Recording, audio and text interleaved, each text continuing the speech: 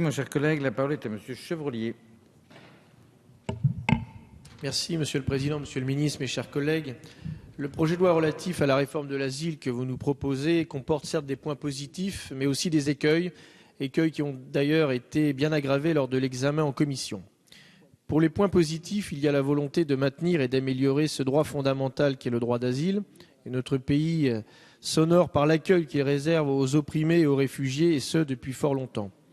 Positif aussi votre souhait de simplifier la procédure en instaurant des guichets uniques notamment et de raccourcir la procédure. Il est en effet anormal qu'il faille 2 années pour qu'un dossier soit examiné.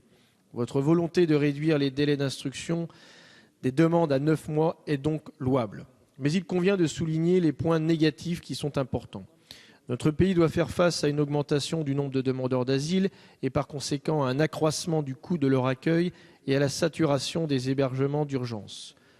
Pour améliorer la situation, il faut donc assurer soit un budget plus important, ce que l'état de nos finances publiques, bien détérioré d'ailleurs depuis votre arrivée au pouvoir, ne permet pas, soit établir des limites ou éviter les abus, ce que ne fait pas ce texte. Au contraire, ce projet de loi va aboutir à une aggravation de la situation, compte tenu notamment du nombre d'amendements adoptés en commission.